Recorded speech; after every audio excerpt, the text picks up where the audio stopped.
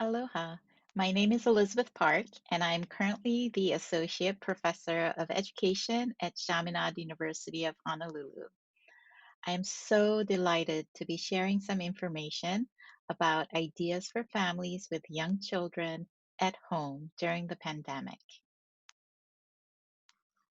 First, we have to understand that the fundamental needs are met in order to be in the optimal condition to learn.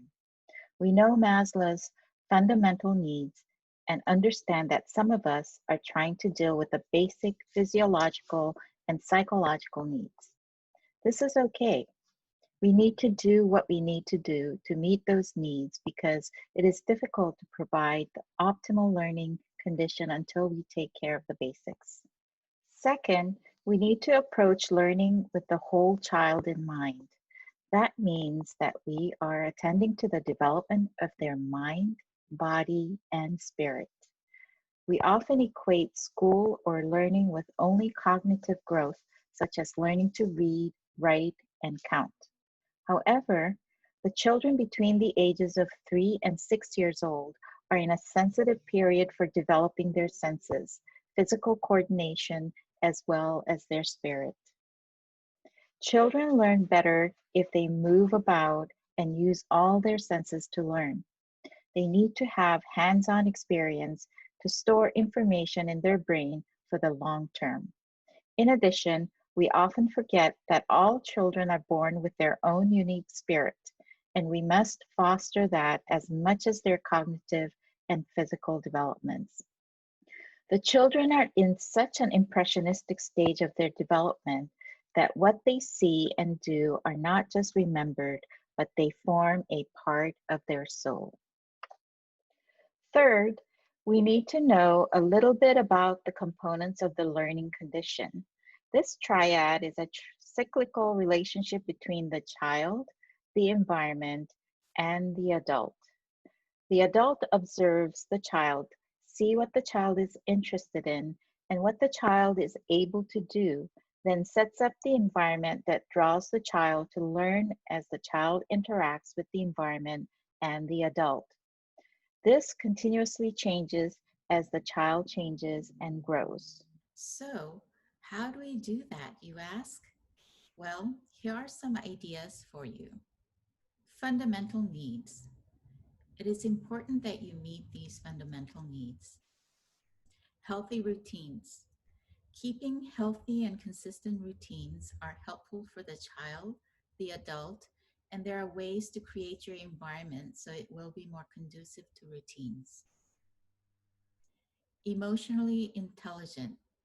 This is emotionally draining time.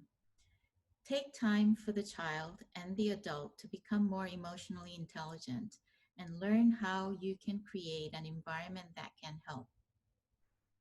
Care of self and environment. Self care for the child and the adult is critical during trying times. Children between ages 3 and 6 years old are optimal for this. So take advantage and provide an environment where a child can not only take care of himself, but also the environment. Daily activities. Children at this age love to help around the house. They need the opportunity to see and practice. Provide an environment where they can participate by providing appropriate tools and settings. Being informed. Children are sensitive to the world around them. They need to know what is happening. Talk to your child about the pandemic and use that opportunity to talk about sanitizing, social distancing, and hand washing. Also, provide an environment that is not overflowing with media about this pandemic. We talked about the Maslow's hierarchy earlier. We know that we need to take care of our basic needs. Do whatever you need to do to meet these needs. Healthy routines. Consider keeping healthy and consistent routines. Children at this age are in a sensitive period for order, concentration, coordination, and desire to become independent. Thus, keeping a regular routine at home will make them feel secure and safe. Every household has a different biorhythm, and every household has different needs. So, one routine will not fit everyone.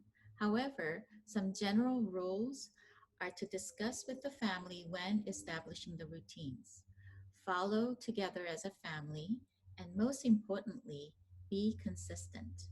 For example, if you start the day at 7 a.m. in the morning, try to be close to that time each morning. Wash up and get dressed for the day so they are not in their pajamas throughout the day. Research shows that dressing up for the day psychologically puts the child in a mode more conducive to learning. Try to keep your mealtime and bedtime consistent. In order to provide healthy routines for children, adults have to also model healthy routines. If you want children to keep healthy and consistent routines around the house, adults will also have to keep their routines as consistent as possible. To foster healthy and consistent routines for the children and the adults in the family, providing zones or areas for different tasks is great if it is possible. For example, you might create a snack area that is child friendly so the child learns to go to that area to eat snacks. You can even spend time to decide what kind of snacks you might want to have in that area. You can also provide an area where the child can play with different toys on an organized shelf. The child knows where to take the toy and where to put them back after they use it. So you are not constantly asking the child to clean up after playing. Emotional intelligence. Become emotionally intelligent by recognizing emotions, understanding emotions, labeling emotions, expressing emotions, and regulating emotions. Just like anything in life, it takes time and effort to learn something, and emotions are no exception. In order to be emotionally intelligent, you have to practice to become good at it. Share with your children that all emotions are okay, but how you react to your emotions can be okay or sometimes not okay. We have to learn how to do this. Adults, too, have to become emotionally intelligent in order to communicate emotions with their children. Take the time to recognize, understand, label, express, and regulate your emotion. Provide a quiet area or peaceful corner that a child can calm down. Provide a mirror where the child can express different emotional faces and talk about them. Care of self and environment. This is the age where children are learning to take care of themselves. They are learning to find the order, learning to coordinate their body, learning how to concentrate, and eventually, this will lead them to become confident and independent individuals. Take advantage of this and provide opportunities at this critical developmental stage. For example, demonstrate how to put on their shoes. Provide them enough time to struggle through this so they feel accomplished. Help them find ways to take care of the environment by demonstrating how to sweep or clean. The important thing to remember is that we want the children to be successful, so provide them with the appropriate tools such as child sized cups, pitchers, cleaning supplies, table, and chairs. Daily life activities. Children love to help around the house. You have a golden opportunity for children to integrate practical life skills as part of their learning experience. Think about everyday activities you already do and have your child help you with that task. One caveat is that you have to dissect the task into smaller steps and give your child the part that she will be successful in. Cooking is a great way for your child to help you, but you want to break up the tasks into small steps and figure out which step your child will be successful in. Learn which skill your child is capable of doing and provide a appropriate one for your child. Other daily tasks, such as washing dishes or putting dishes into the dishwasher is a great way for them to participate. Make sure the child can reach by providing steps to the kitchen sink or able to handle the weight of the plate or bowl to put into the dishwasher. Being informed. Children are sensitive to the world around them, so they are already aware of something happening. Talk to the children about the pandemic so it is not a mystery. Provide an environment that is not bombarded with media about the pandemic. Children only need to know the basic information, not all the details. Adults need to be mindful of the type of media they listen to around the house and conversations about the pandemic in front of the children so they do not experience unnecessary fears. Take this opportunity to talk about germs, how they are spread, why we sanitize, social distance, and how to wash their hands.